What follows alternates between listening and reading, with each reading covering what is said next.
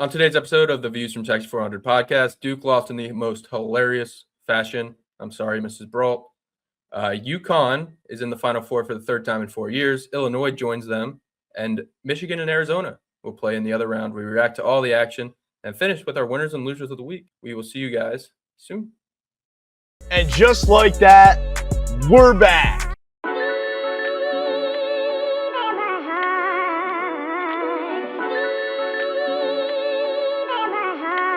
A16, turn me up.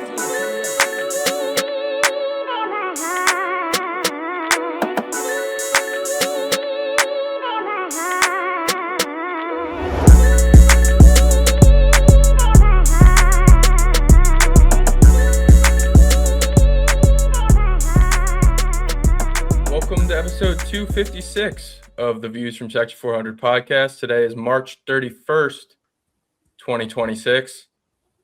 And I'm still trying to figure out how Duke blew that lead and how Braylon Mullins might have been the wettest game winner I've ever seen in March Madness. Yeah, I mean, right next to, Matt's probably going to call it out, that Nova finish, but right next to that, what a game, what a finish.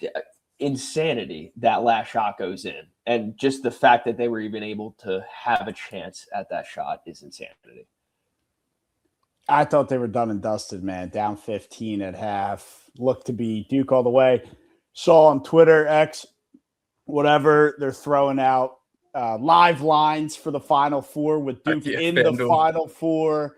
They called the game over before the game's over. And if you're going to do it in any sport, in any moment, at any time, the last time you do it is in March Madness. And, you saw what happens when you call a game over before it's actually over. And, what an ending.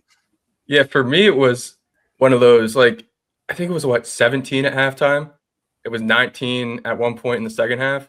It was a computer game for me. Rose and I, we were watching our shows, and the game was on the computer, no sound on, because it's probably over.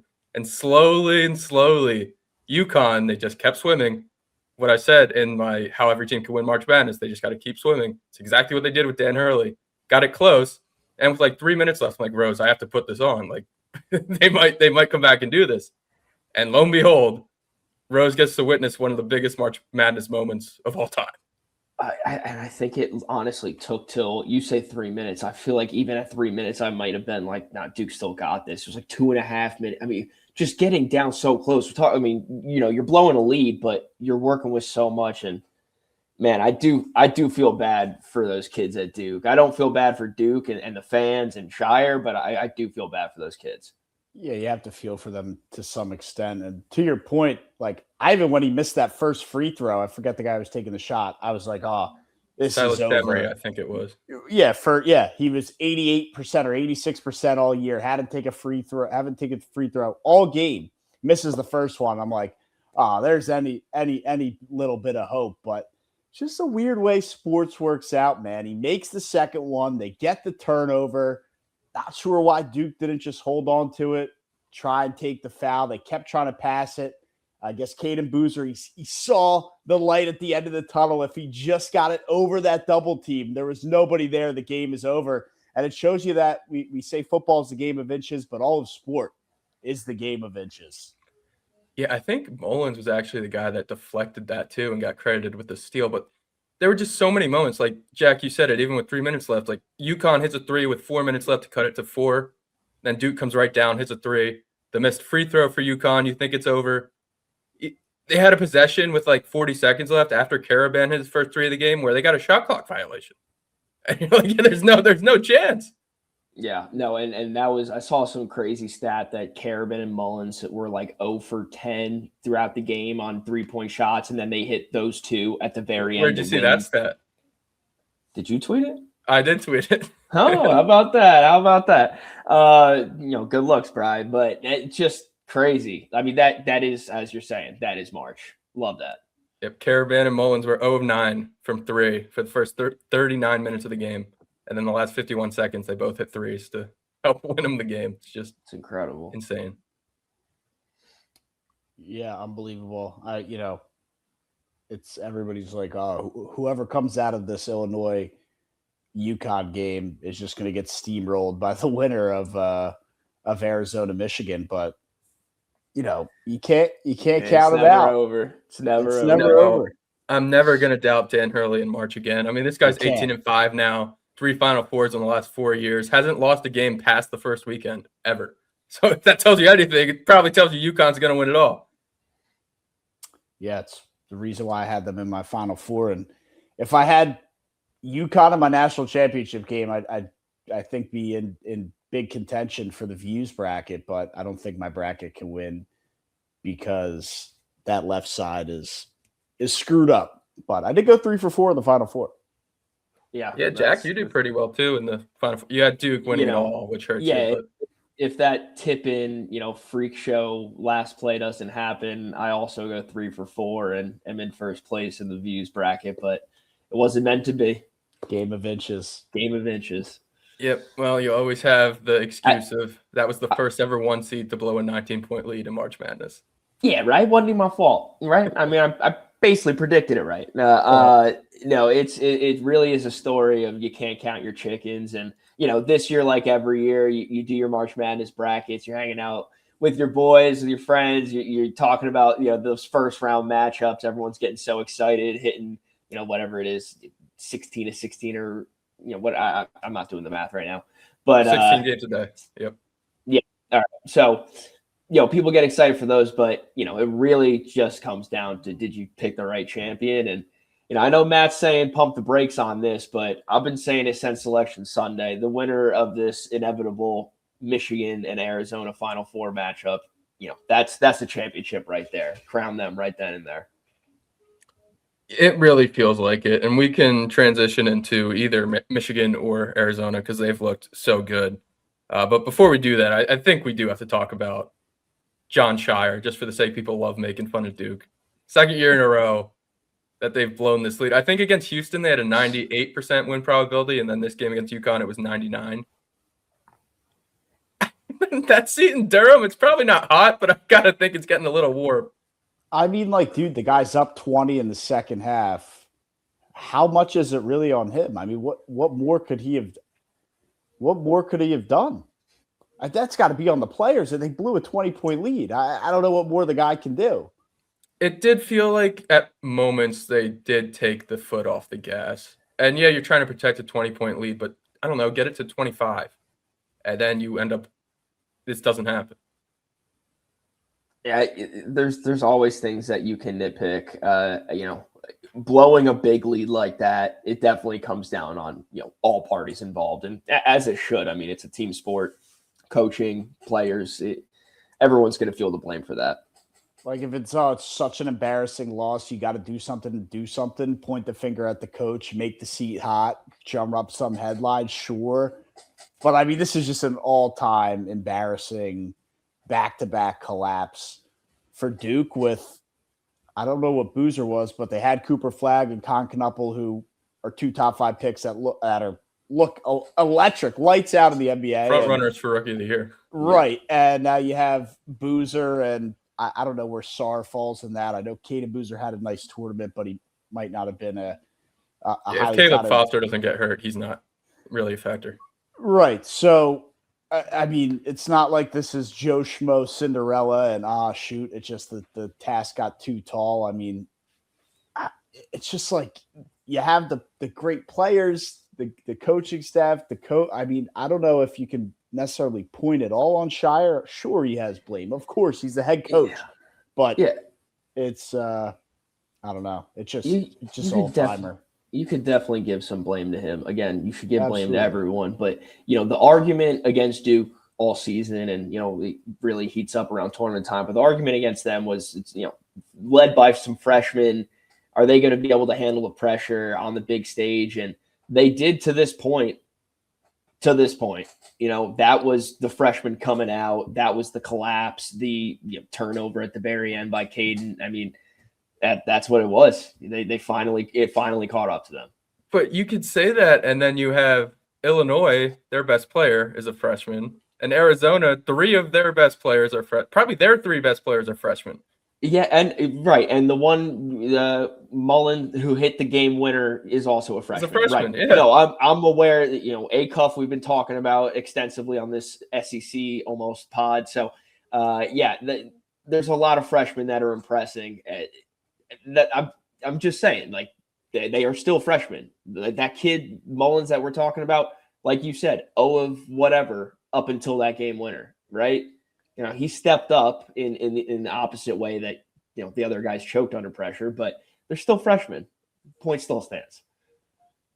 Yeah, I think it's funnier that it's Duke, and there's gonna be this talk about Shire. He's gonna be there. He's gonna stay there. I mean, he's been to now a Final Four and Elite Eight. I think he got bounced in the round of 32 his first year. How many years has he been there? 3 or 4 years? Maybe he started in 21 or 22. I'm not sure. Yeah, he lost to Tennessee in the round of 32. Hubert Davis's first year was Coach K's last year, and I think Hubert Davis did 4 years at UNC. So okay, that means this would have been Shire's third year. Yeah, okay, yes. So that first year he lost to Tennessee in the round of 32, and then he goes to the Final Four, and now he gets bounced in the Elite Eight. So he does have one Final Four, and I guess one national championship game. But when you're at Duke, you're expected to. Yeah, the bar.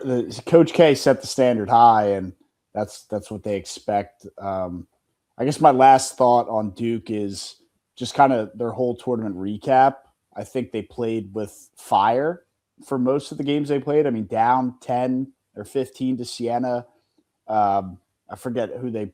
TCU. Yeah, TCU was they pulled it out at the end, but it was back and forth for most of that game, and then up 15, and like you said, Brian, kind of took the foot off the gas. And I just think when you got to be mentally locked in every single game, all game, regardless of who you're playing, and they might have played with fire a little bit too much, and it finally caught up to them, and that's I think what we finally saw here. Yeah, I the last thing I want to say too is I do think that was a physical game against St. John's the week before, and they were being a young team, they were fighting a lot of injuries, a lot of people up and down the boards, and you see like the cuts and scrapes and black eyes that these kids have after that loss, and I think that may have caught up with them too. Like they were just they didn't have much left to give. Yeah, that's a good point. St. John's had a lead in that game as well. Like not substantial. They might have been up 10 at one point, but it's so tough to keep being in those types of games. And when you have to just keep winning, go on, and you can't afford one loss. Finally caught up to him. Yeah, if Rick Pitino is not going to be the one to dethrone Dan Hurley, he's going to make sure no one else is. He just beat the shit out of Duke. Yeah, and that's how St. John's has played all year. Yeah, but maybe that's why. Yeah. I mean, it's certainly probably had an effect. But you could also say they were up 20 points. So I don't know. Yeah, seeing Duke struggle in this tournament, it does just make me a little even more sad. I've had that whole meme of the futuristic picture, and when people say the world if, and in my brain I've just thought the world if St. Louis is in Duke's region. Maybe they advanced that Elite Eight game and they're playing UConn there. But they drew Michigan. That's how the cookie crumbled. You blame the committee. I will blame the committee. But let's talk some Michigan, because I love Arizona. I still think Arizona's going to win it all. But I also think Michigan has been the most dominant team in this tournament. 22.5 point margin of victory. They beat the doors off Tennessee. And you could argue St. Louis gave them the hardest game so far.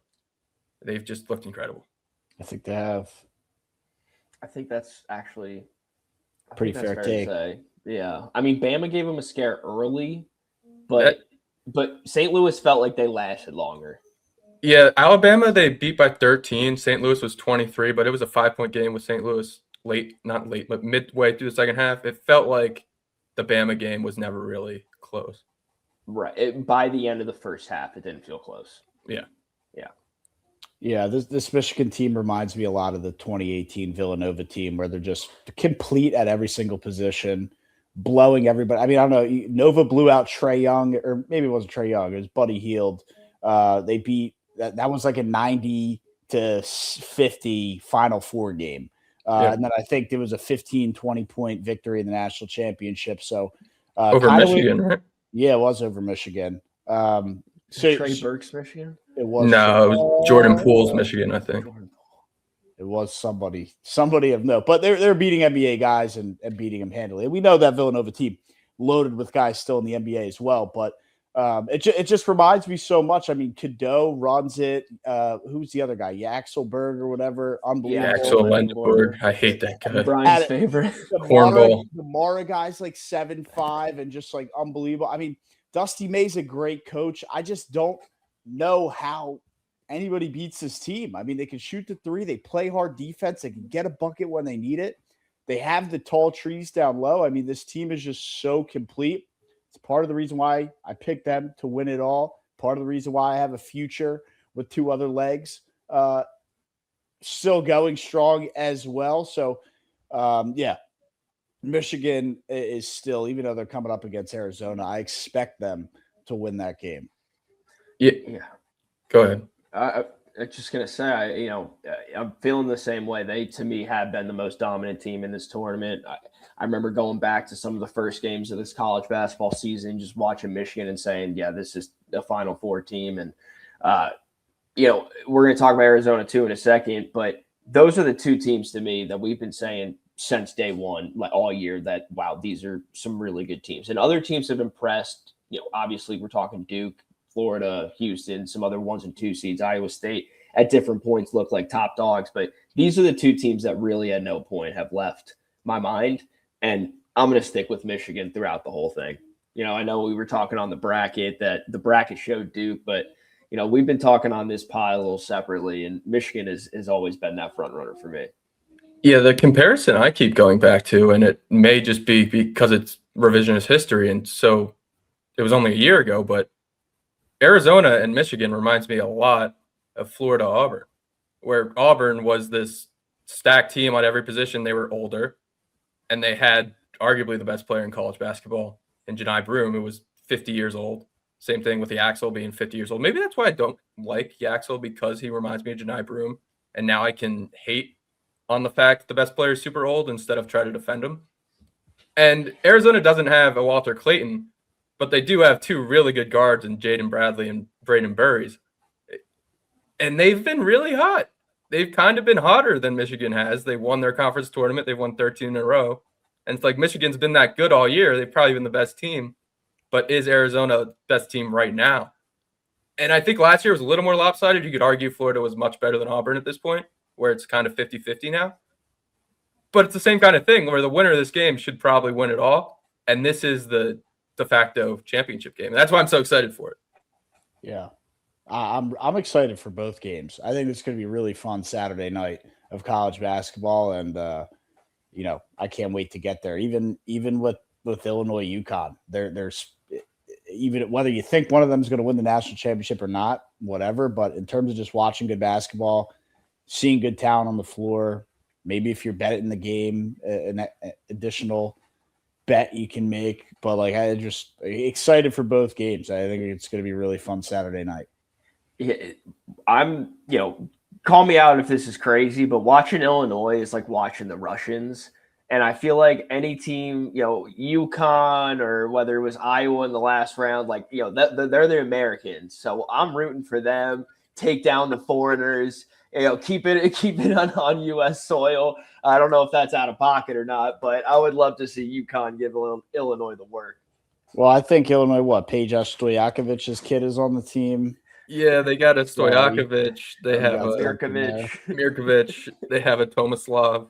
They got a lot of Balkans over there. Yeah, they got some kind of Eastern European base that I forget their coach, but he's been there for a while too. And yeah, not insane. I mean, good teams making the tournament, but I mean, this is the first time since the 90s they made the Final Four. I mean, this guy's been able to keep his job for a very long time without any insane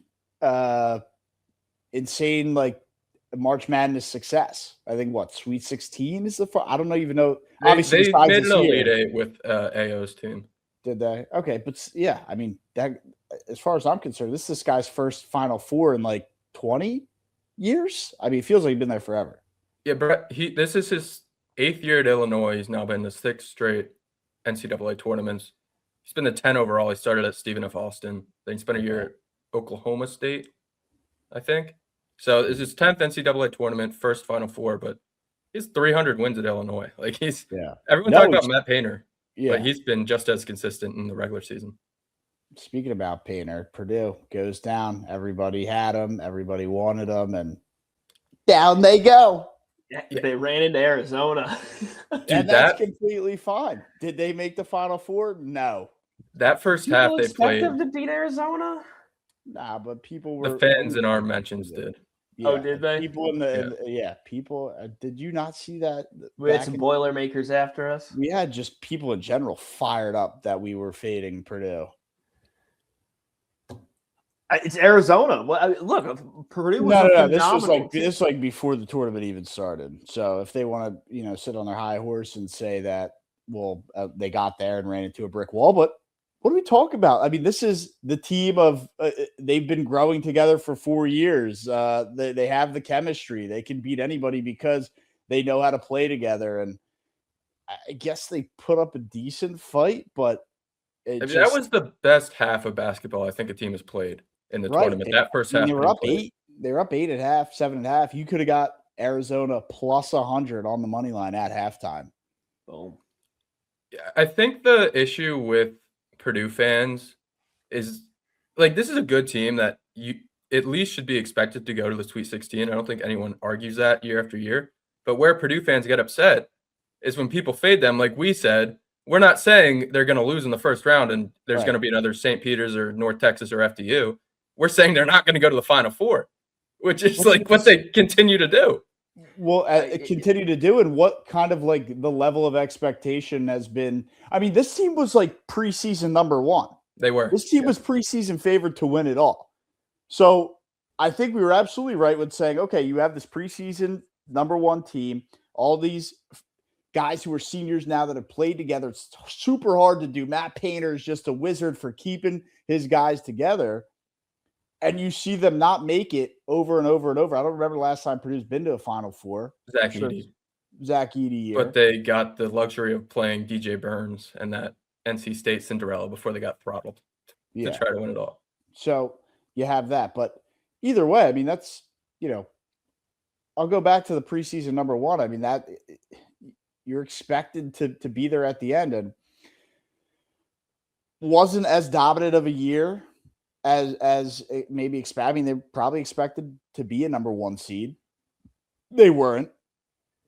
And they didn't make the Final Four. So, yes, to your point, Jack, they did run into Arizona, but this is the preseason number 1.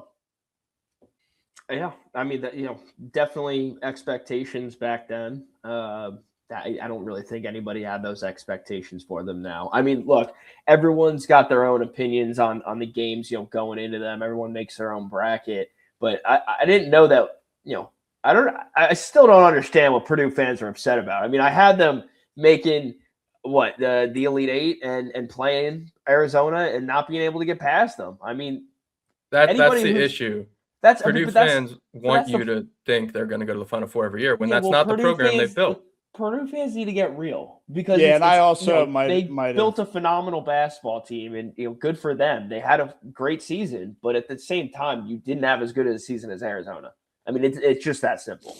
No. Now maybe if you had a chance at Illinois or UConn, or I'm not going to give you Michigan, but one of those 2 teams maybe got a shot. But come on, I mean, you got selected where you got selected. Yeah, you ran into a brick wall and you couldn't beat them. I mean, you're going to get some more people upset. They did beat Michigan in the Big Ten tournament. Yeah, the Big Ten tournament. That's why these fans get upset, because they can win regular season games and they can consistently get there. And Matt Painter's built a great program, and that should be celebrated. But the fact is, they just can't get over the hump most of the time, and that's fine. Can't get to the Final Four. They can't win it all. Purdue basketball and Connor McDavid can't win the big one. I mean, they haven't put together a team good enough to win it. I don't know what they're complaining about. This is Zach probably the year. Edey, Zach Edey team was. I mean, wasn't that Edey, Jaden Ivey? Probably some of the guys that are on this current team. Edey, Ivy, and these three guys. Yeah. I mean, yeah, that would have been your best shot. Yeah, they ran into was that the first UConn team? That was a UConn team. No, that was the second UConn team. Yeah, First national UConn team national San Diego championship in Phoenix 2 years ago. I remember that game. 2022. Castle. Yeah. Castle. Klingen. Who's the Yep, white Klingen. Patrick or whoever the point guard is? Spencer. Patrick, or Cam that Pat Spencer. Pat Spencer. I don't know. Well, whoever the one that went to UConn. Oh, was. the dude that's playing Golden State. There's two of That's them. Pat. Cam plays for the Grizzlies. Yeah. I think it was Cam. Yeah, he started at Rutgers and then he went over to UConn. Yeah. Jersey. So I mean that team was also lights out. I mean, just blowing everybody out. I think. Yeah, that might have been one of the better college basketball teams. Yeah. Oh, for sure. Dan Hurley Ever. had an unbelievable team because 2021 UConn lost or something and was like, "You got us this year. Yeah. You're Get not us going to now." get us next year. Yeah, get us now because you're not going to get us next year." And like that's why I know it's UConn in the middle of the season. I'm like I hate UConn, but like I do really respect Dan Hurley so much, man. I know people hate his antics, but I mean that's one thing we didn't talk about at all is his antics. Did you guys? I'm sure you did, but after he they hit that 3-pointer at the end of the game, you saw that face to face with the ref. Yeah, good on the ref for not teeing him up there. For not getting like an ego. Hurley was on one in this regional. I have never seen a coach do that to a ref. It's Dan Hurley. It does make you go, oh my gosh, what's he doing? But I think he's kind of created this persona and created this personality that he's going to do that kind of stuff. So I wasn't necessarily shocked, but it was like, what the hell is this guy doing? I was definitely shocked considering they were still time left on the clock. That's just what Dan does. In the game against Michigan State, he tried to hand the ref his glasses, and then he was like, "Oh, you want LASIK instead?" And he just walked back to his bench. And I don't know if you guys heard the Duke radio call. They wanted a call because Malachi Smith ran on the floor, so they weren't. He was on the floor, by the way. They just called out a random player and thought it was Malachi Smith. Yeah, they weren't even necessarily watching Hurley borderline headbutt the ref. They were, confused. I mean, they were looking for anything. At that point, you're just scrambling to cope. Yeah. And look, I know we've been going on and on here, but unbelievable scenes. Yeah, I think in your backyard too, Brian. Oh yeah, I was not getting a ticket to that. Those prices were outrageous. I can only imagine. I think it was Texas and who Texas play in the first four? SMU? NC State. No, NC State. NC State. Yeah, when Tremont Mark hit that game winner, someone ran on the floor. And I guess it was Charles Barkley. It's like, yeah, that might have been a technical if they called that. So the Duke announcers must have heard that and been like, well, maybe now in the Elite Eight, they'll call it. Which is why I think people have such an issue with these calls is because it's like, up to the ref. Do they power trip? Do they not? It's never like it's not consistent, and it never will be. It's not, yeah. So that's why people have an it, which is like I don't know. That's always been one of my biggest issues with college basketball is the officiating. Right. So inconsistent. If college basketball and in college, the NBA too. I mean, the NBA officiating borderline worse. They're better. Well, I can't really watch what's going on with Shea, but other than that, I'm pretty fine. They're definitely better. There's some really brutal refs in college basketball. There are. I agree. It's because there's such a way bigger landscape. NBA, there's 32 teams. College, there might be 32 conferences. Probably not, but you know what I mean. I think that's exactly how many conferences. Well, there you go. There's 32 auto bids. We did this a couple episodes ago. I forget what we landed on. It's either 32 or 34. Either way, it's close to the end. Yeah. You have 8 to 12 teams in each conference. I mean, that gives you the scale of how many refs they need on a nightly basis. to cover this. It's not going to be, I'm pulling it up right now. It's not going to be what's 32. In the NBA, you just need, call it 100 laser focused, locked in refs. You can't really get that in college. I'm trying to do quick math. There's probably there's 32 automatic bids. So 30, 31 or 32. Oh, there's 356 D1 basketball teams, I believe. Yeah. It'd be nice if you could just divide it by a number of teams, but obviously the teams per conference are not all the same. Yeah, let me just go to, because I could just go to KenPom real quick and scroll down. There are a total of 365. So I mixed up the 5 and the 6. Look at that. One college basketball team for every day of the week. Every day of the year. There you go. Every day of the week for 52 weeks. All right. What else happened? I guess we kind of touched on all of it. I did want to do a quick spotlight on Keaton Wagler. He's quickly becoming one of my favorite players, and I really hope he's good in the NBA. And Jack, I know you said it's like watching the Russians. And with his last name, I want to say he's from German descent, so it probably doesn't help either, but he's a lot of fun. I like Illinois. I really like the Illinois team. I don't know. I mean, I don't have anything against them other than I can't pronounce any of their names. And I'm a hometown. I'm a patriot. I like supporting the local boys. So yeah, I'd much rather UConn's team with kids from Philly and Camden and Newark, Sussex, Red Bank, Monmouth. Are you scrolling through the roster? No, I'm just naming Jersey cities. It's like they got a lot of Jersey kids. That's like, wow. Do they have a base there? There's probably a lot of Jersey kids that go to UConn.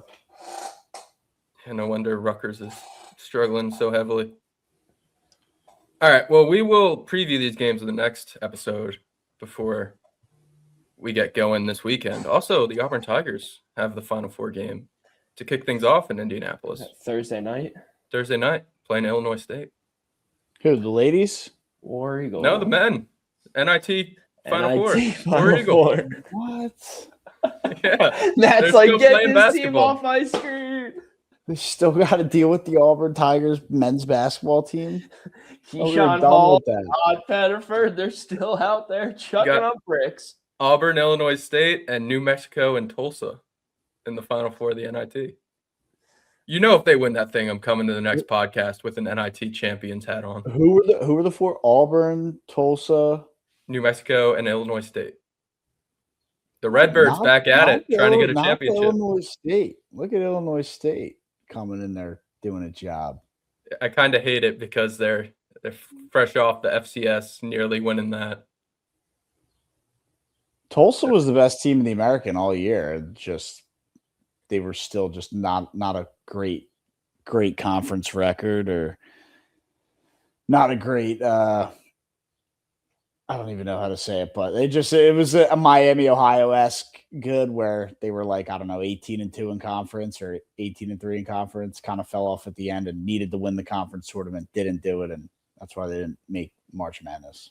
Yeah, we had them as our auto bid from that conference for a while in our bracketology. And then USF finally took it over. UCF was the auto bid. That's right, because everybody had them beating Louisville, and they didn't. One of the craziest covers, though. Yeah. They were down 19 and lost by 4. Yeah, it's insane. Definitely wild, but. All right, well, that is the Elite 8 and Sweet 16. We want to do some winners and losers? I'm ready for it if you are. I feel like we got to shout out some people on the bracket first, though. True. Let's go through these. Well, I was gonna highlight it earlier when Jack and I were talking about our top 10 finishes and sitting in the top 10, and then just was one. We didn't talk about where Brian's placed in Are you not in the top 10, Brian? Or I'll be in the top. right. I'll be in the top half after Arizona wins it all. I was curious where you might be sitting after. I'm at 55 weekends. right now, but just wait until I get the 300 points for Arizona winning it all. Is that what you Okay. get? 300? 320. I knew I was taking a risk with St. Louis, and if they lost, I was cooked. Yeah. Well, You still it makes it harder, but It's a lot of points for Michigan getting to the Final Four. yeah. And I lost out on every Michigan win besides the Howard win. oh boy. Yeah, you didn't have a great job in great bracket, did you, Bri? You took a shot. No. I respect the shot. All right. Well, we're gonna give out some shout outs to some people that do deserve it. All right. There's 4 teams left. We actually didn't have anybody take Illinois to win the whole thing. So if they win the whole thing, it'll be between Steve and Zeigel. You guys know who that is? S. Zeigel Nope. picks But one. shout out S. Eagle 61 for joining our bracket. Yeah. No, we had a lot of. It was a big mix of people. So S. Zeigel. If Illinois ends up winning it, him or Steve will end up winning it. He's first place overall. So in the same light, if Arizona wins it, Mr. Zeigel will likely win it. There's a chance that Miss Samantha Colin might win it as well. I already told her she was in Ireland the past couple days, so it wasn't. Jesus Christ with Walker, dude. It was she was in Ireland the last Already? couple. Dude, just the guy, holy cow. Anyway, the guy can't get out of the first inning against the Nationals. Anyway, she was in Ireland and she was asking me about how it was going, and I was giving her path. I think she definitely needs Arizona to win it all, and I think she would need UConn. Yeah, if if national title. UConn can beat Illinois and then Arizona can win it all, she'll win. I mean, that's a path.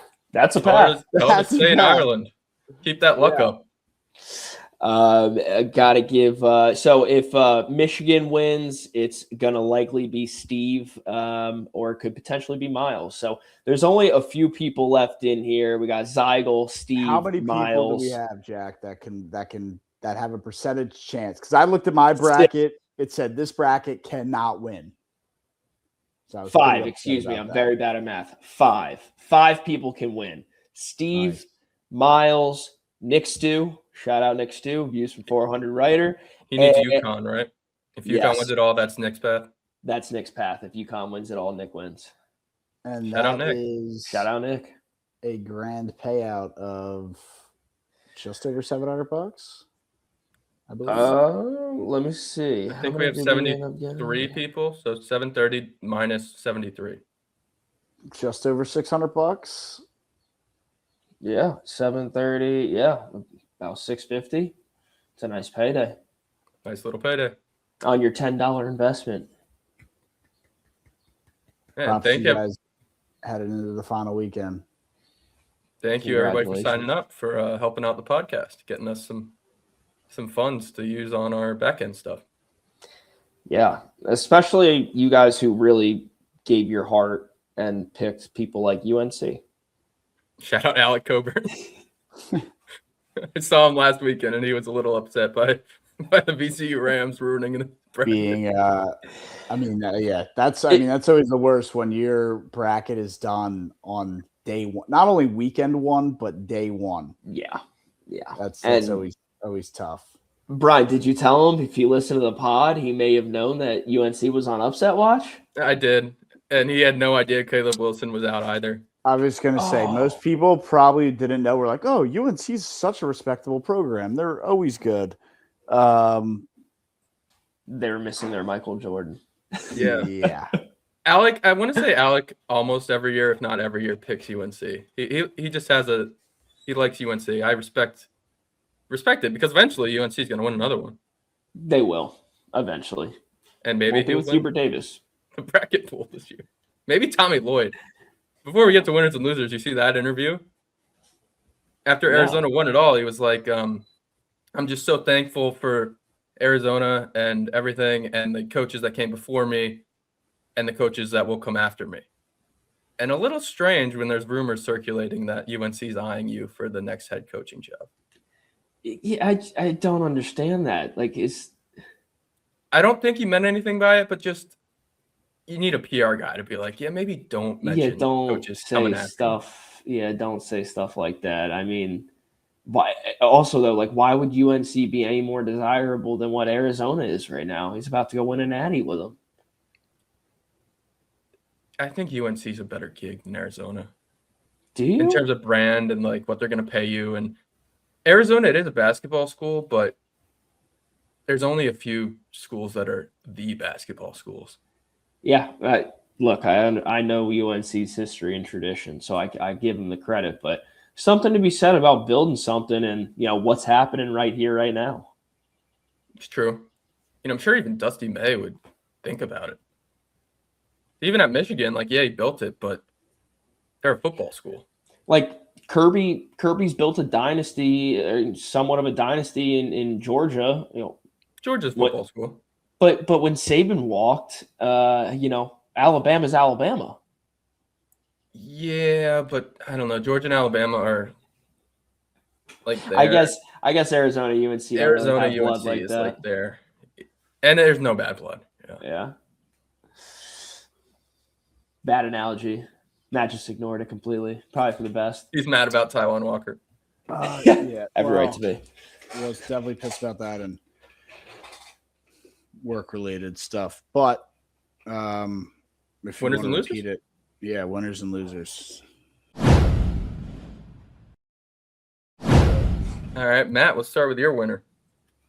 My winner of the week, and this is a nod to an ex-Met. Brian will appreciate it. And it's going to go with Brandon Nimmo and his comments, just praising the Philly fans. And I quote, he said, even though they don't like me, I appreciate their passion for their team and the game. It's been a great atmosphere to play in. I enjoy it very much. And it's totally okay that they don't like me.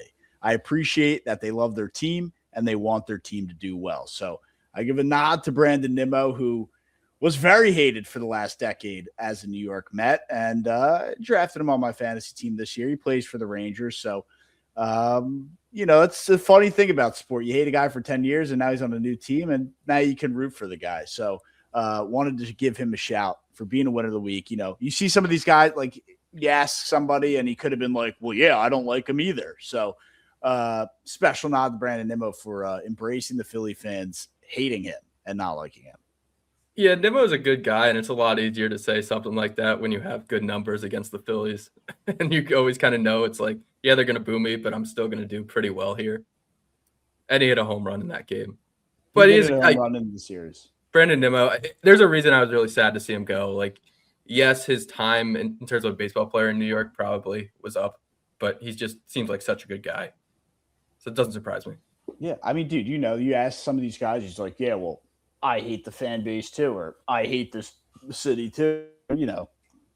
Could have had a jerk off jackass comment to go along with it, and to see him put that aside and embrace the passion of what this city has and means and everything, it's nod for me. Why does it always seem like the Mets have all of like the good guys? I'm not saying like everybody that comes out of the Mets is a good guy, but any good guy comes out of the Mets. Does that make sense? I'd have to. Yeah, you're saying like good guy. Good guy, David Wright. Yeah, there are. No. I think when you think of the longtime Mets, most of them are too nice to realize that. And this is before the Cohen era. Bartolo Colon a good guy? Yeah, Jose Reyes, David Wright's teammate, not good guy, but most of them were too nice to realize that the organization was terrible.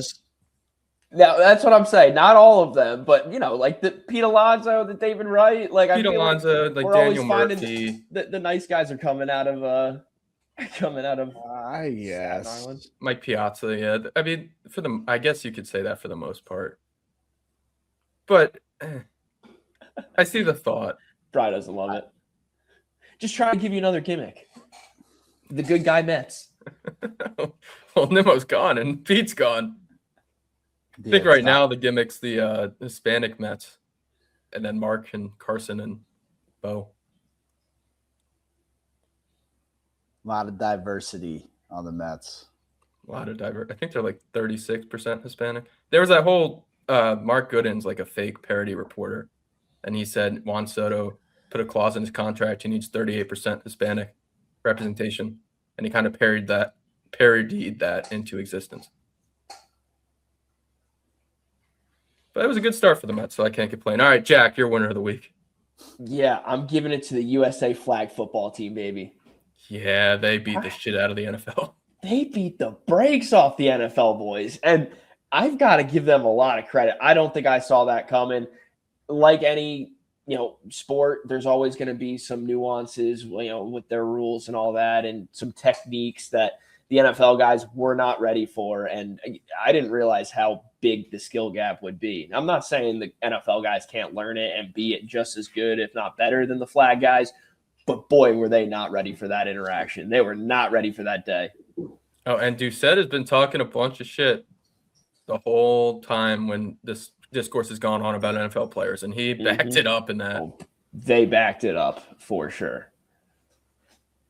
There's probably also – go ahead. I'm giving them the winner of the week because, like you're saying, they talked their shit. They stood their ground, and, for sure. Give them the nod. Got to give them some credit. Talk their smack. But, first of all, we're the NFL guy. How hard were the NFL guys trying? I don't know. We'll probably never know. We'll never know. But here's the deal. It's flag football. It's a shorter field. It's different rules. I expect the guys who are elite in that category, in that special way of trimming the field and having the manipulated rules and all that stuff, to beat the NFL guys who play a completely different game. I mean, it's two different games. So as much as I do say, yes, winner of the week, they beat the NFL athletes, how much can we really compare the two?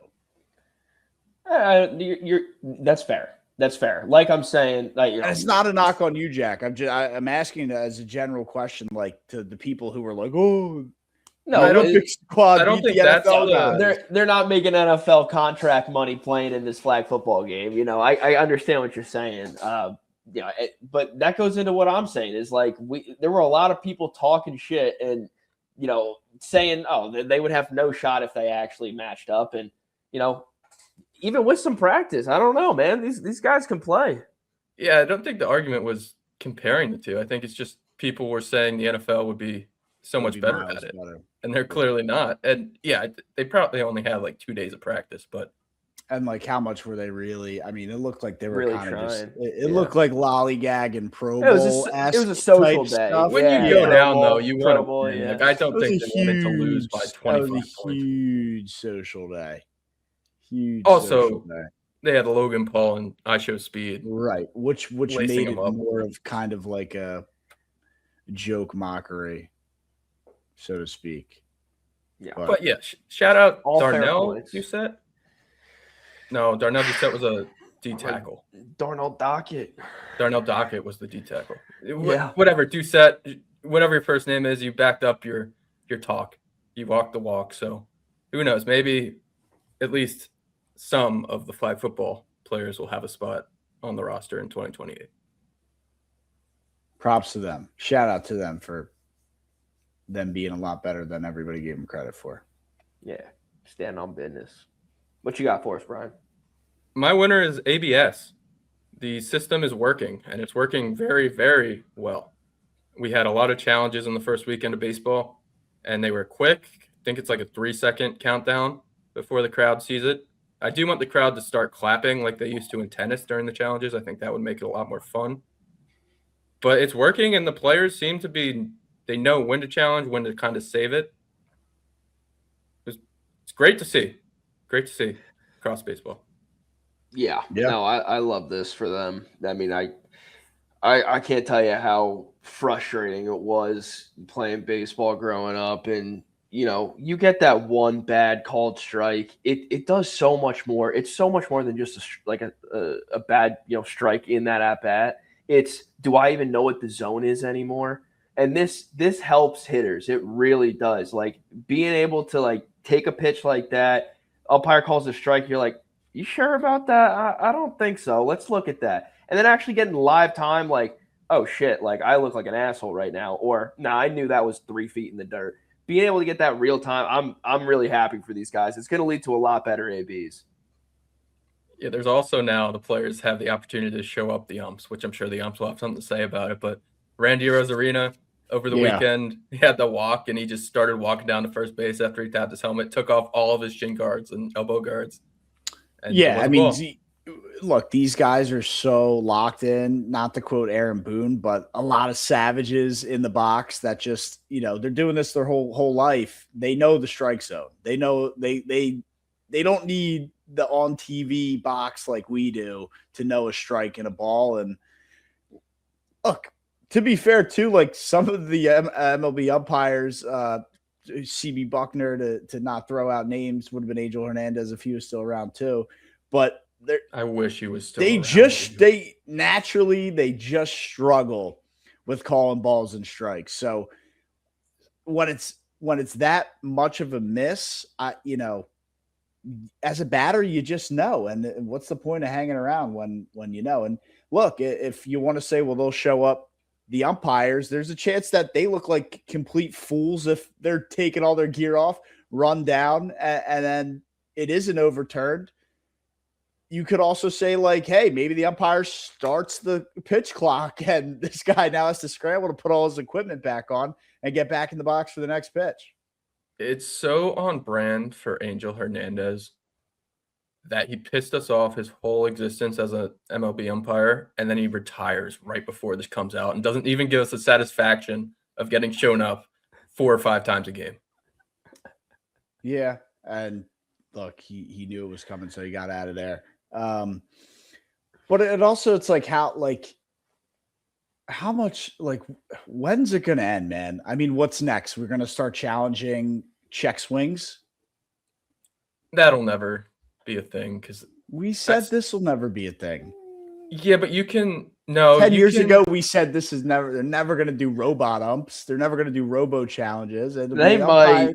You can see the strike zone, and that's like tangible, and see if it's a strike or a ball. Check swing. All you have to do is so they review it. They go up on the big board. They can draw a line down, like say take a red line or a black line and make it on wherever the line needs to cross between, and make it universal for the game. And if it's close, they can tap the hat and they go to the big board. Look, but there's still the inner workings of a check swing. Like, if you don't break your wrists and you still go over where they would call it if you break your wrist, it's not a swing.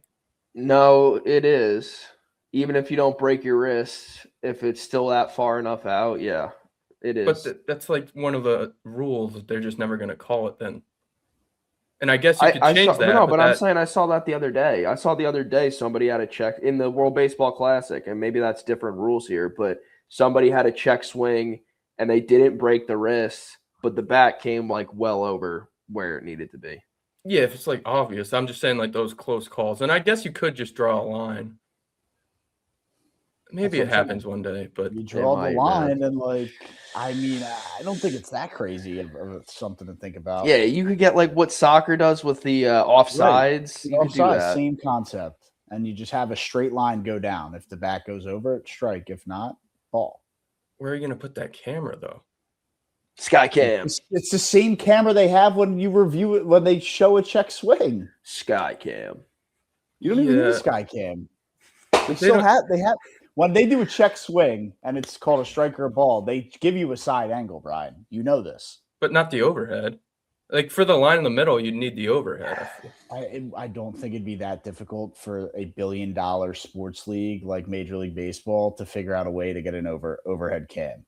Maybe this is, hold on, I'm for this. Here we go. Every stadium's going to have a roof. And you have the overhead camera. There is an angle for that. I think there's still enough of an overhang behind home plate to where they'd be able to have it without that. But Yes, probably a little bit easier to do in dome stadiums. And we could stop killing birds. We had a bird die on opening day at Citi Field. Wouldn't happen in a dome. Yeah, we have our first gimmick of the season, Jack. He didn't get Randy Johnson, did he? No, they just collided in right field, and the bird died. What collided with the bird? 2 birds. 2 birds? Yeah, 2 No little stones? birds. They weren't singing "Don't Worry, Be Happy." Well, I guess one was happy, he didn't die, but bird on bird crime. all right, Matt, your loser of the week. Yeah, so after there's obviously a lot of bets flying around. My loser of the week is going to be cash outs for sports books. I've seen a lot of people with insane futures, some Illinois stuff, maybe some UConn stuff, and I don't know. It's just it's something that's bothered me for a long time. I think there should be stricter regulatory laws kind of against. It's almost like a predatory practice to offer amounts that are well beneath what the actual market value is. But you dangle, and I don't know.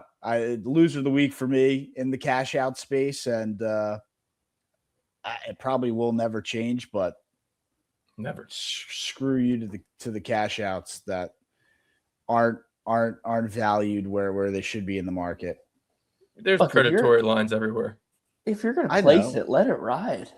Of course, but if you have a huge $3,000 future at plus 6,000 on Illinois, and they're only giving you like $20K cash out when the potential payout's like $160K. Illinois, they're probably underdogs right now against UConn. They'd definitely be pretty substantial dogs against like the 4th best odds to win the whole thing. Yeah, well, okay. Use a different example. No. I hear you. I mean, I'm not trying to get into the nitty gritty of it. I understand your point that the cash out offerings are not where they should be. That's the point of this. Okay, maybe a bad example with Illinois, but. Well, I'm curious. Do they set those lines, like the cash out lines, like the amounts? I don't know why I'm calling them lines. The amounts the same way that they would a line to try and get you to bet on it? Because I mean, that's what they do. They try to get you one way or another. They either want you to cash out or they don't. So maybe they only offer 20K on Illinois because they don't have great odds to actually go and win the whole thing. So they don't expect you to. Like, they want you to stay in there and not cash out. They want to give you shit. They want you to keep riding and have Illinois lose as projected so they don't have to pay you anything. Right. Or if you got, Michigan was probably like plus 3,000 before the season, or had, nobody expected this out of this Michigan team. I know their odds were definitely really solid.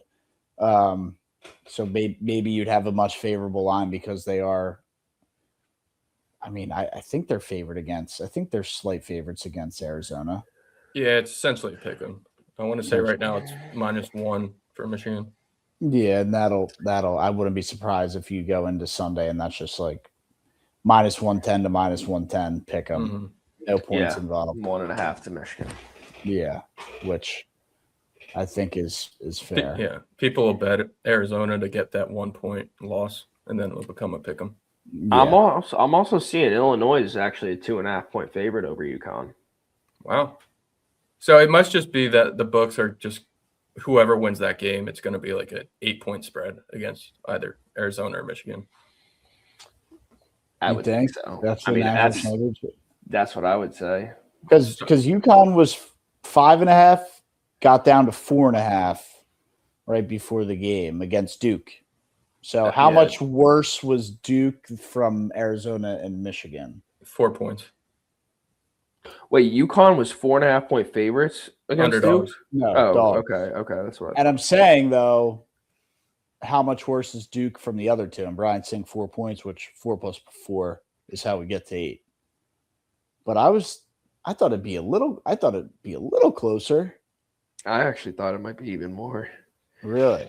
Maybe Duke, 5 to 6 points better than Duke. 7 points off of Arizona or Michigan. 5 to 6. 5 to 6. Yeah. People love Duke, man. I thought it'd be. Did they? With the way that they've been the most picked team to win it all. But with the way they'd been playing and how banged up they had been, like, struggles against Siena, that was TCU. my whole point before the tournament started when I had the Siena rant that Duke is banged up and they could be wobbly. I think that. Yeah, if it's, I think 7.5, 8.5 around the spread. We'll see either team against either team. Maybe UConn. It's a little closer. I'm pretty sold on it. UConn beat Arizona. I'm pretty sold on an 8.5 point spread. It did. That was also in like November. Did they? I think they either beat them or lost by like a point, but they played and it was close. Yeah, Arizona won that game 71-67, so it was close. So maybe the spread's a little closer, but it's a lot closer than 8. Yeah, closer than 8. I'm curious to know what the spread. That had to be a tight spread going into the game, if it was early in the year. Oh, so UConn's probably favored. Either favored or like, within a point or two. Yeah. All right, Jack, your loser of the week. Yeah, I mean, I don't really know who to pin this on, but I'm hearing too many BTJ trade rumors right now, and it's really starting to piss me off. I guess we haven't had a chance to talk about this. Yeah, I don't know if I'm the loser. Jags fans are the loser here. I don't know if it's BTJ. I mean, I really don't know, but I'm just not happy that I'm hearing his name in all these trade talks right now. I feel like it's a lot of smoke. It freaking better be. I mean, he's a top tier receiver on a rookie contract. Like, what are we trying to do here? He's never really been good with Trevor, though. So there is that angle you could take if he does get traded. Yeah, no, I mean that is fair to say. I mean, I don't know if it's fair to say he's never been good with Trevor, but like, most of his production did come with Mac Jones. That is definitely fair to say. But between having him, Parker Washington, Travis Hunter when he plays offense, Jacoby Myers, Brent Strait, like we have all these pass catchers. It's like he still plays like a huge role. Like he's the one who goes vertical and can take the top off. We don't have anybody else that can replace that. He's on a rookie contract. He's extremely explosive. Like I just don't understand why he would be in trade rumors right now. You should be safe because there's a big big draft class with wide receivers. Carnell Tate's obviously the big one. And then you have the Brendan Ayuk situation too. So if a team does want to acquire a wide receiver, you would think Ayuk is going to be cheaper. Then who? Brian Thomas.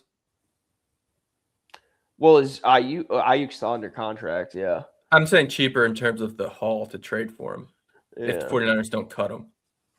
So there's options ahead of Brian Thomas that are easier to acquire if you're another team, which makes me think he should stay on the Jaguars, but I understand your frustration. But at the same time, he's a top talent receiver on a rookie deal. Like, what team is looking around going, yeah, I'd rather have Ayuk coming off of an ACL with that massive contract instead of BTJ. I mean, yeah, you might have to give up a little extra compensation for that, but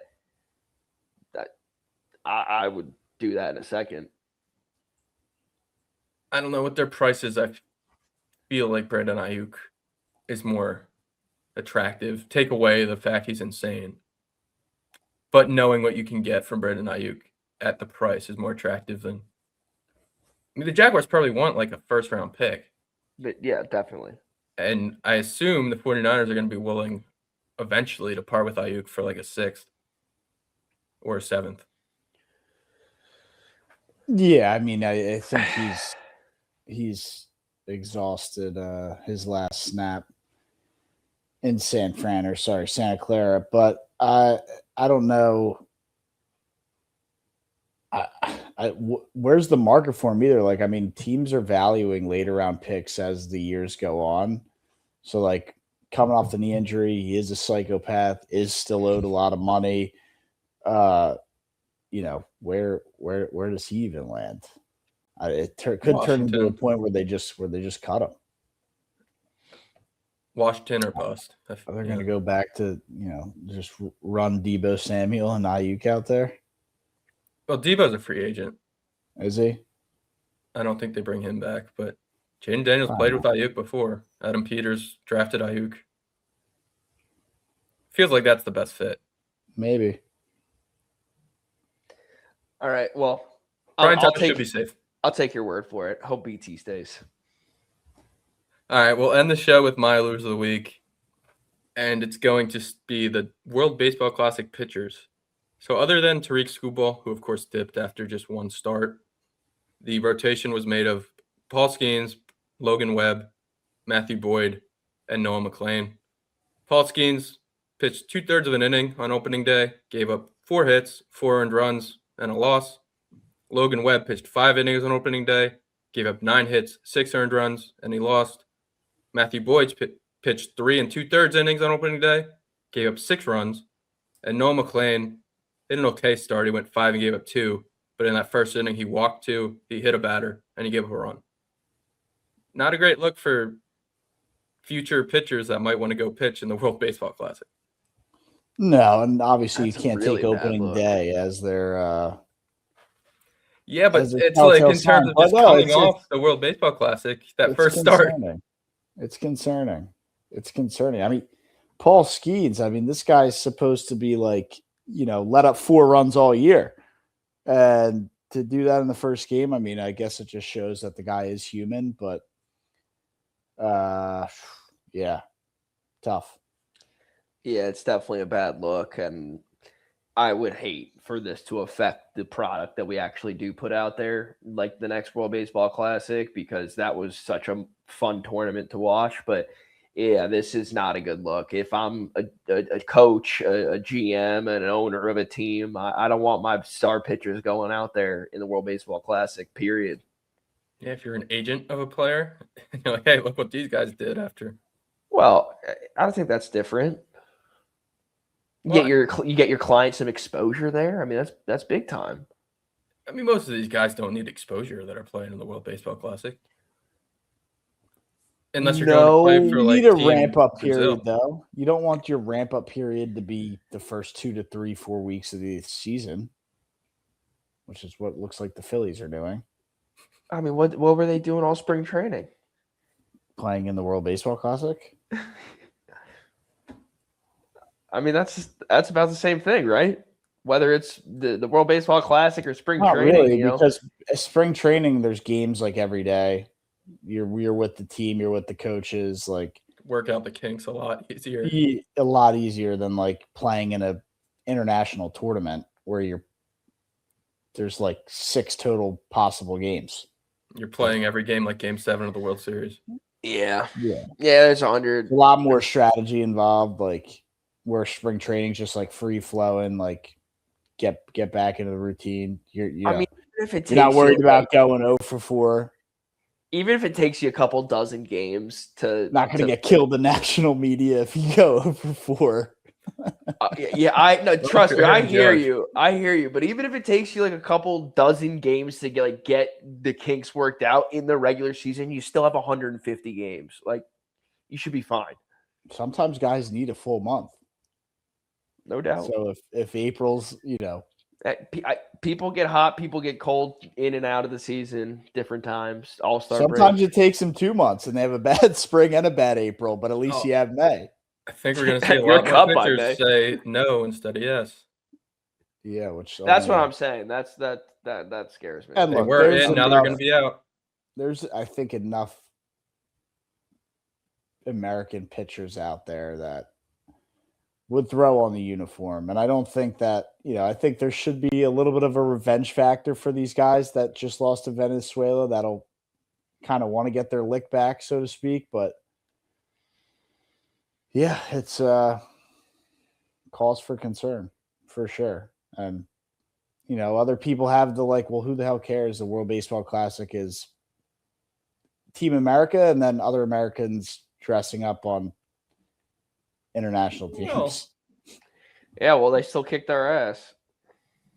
Other than Puerto Rico, Dominican, Venezuela, Team Italy, I think 9 in Japan, Korea, sure. Team Italy was like Yeah, it was really American. Team Italy. Bunch of guys from Jersey. Australia. I don't know. I I don't know. know what maybe wasn't as bad as Italy. Trying to think of who else was involved. Dude, I still can't get over David Wells. What did he do? Wasn't he playing for the Dominicans? Oh, Austin Wells. Austin Wells. Austin Wells? David From Wells was Puerto the Rico. Yankee pitcher that threw. Yeah, I was gonna say David Wells threw a perfect game like hungover. Yeah. Oh, whatever. Austin Wells. I still can't get over the fact that he put on the Dominican uniform. He's like, I think he was Puerto Rico. No. He was Dominican. I think his he was mom's Dominican. Dominican. It's just Yeah. so funny. Well, that's my point. And he was lighted up too, man. Like, is it really a true international tournament? And we Just get talked the about, I know in Olympics. the group chat, we were like, just go Japan, USA, Dominican, and Puerto Rico. But then Venezuela was like, well, what about us? We just won. Yeah, they'll get in the Olympics now. I think they and DR qualified automatically. Not the US. No, the U.S. is in because they host. Yeah, true that. But I think they would have been in anyway because they got to the final. Because they made the final. Yeah. It's got to count for something, right? Yeah. You would think. Well, why? Yeah, I mean, why would the DR be in and not us? Yeah, maybe it's the semis. I don't know. It's all confusing. And hopefully the MLB players will actually play. Imagine a world where we don't get any NFL players or MLB players in the Olympics in 2028. Be very depressing. Well, we get a bunch of college kids. Yeah. And then the flag team. Yep. I'm fine with that. Flag team, maybe. College kids. All right, that's the show. On Thursday, we'll preview the Final Four, do some more baseball, I'm sure, and we'll have a special 4 and 400 of March Madness moments. Can't wait for that. Ooh. Looking forward to it. And next week we'll have our Masters preview. It's golf season. It's got to be getting close. I mean, it's been golf season. You just choose to ignore it until the Masters. I got out last week. Golf season doesn't start until college baseball season or basketball season ends. How'd you shoot, Jack? Break 100? No, I don't keep track. Okay. Yeah. All right, we'll see you guys Thursday.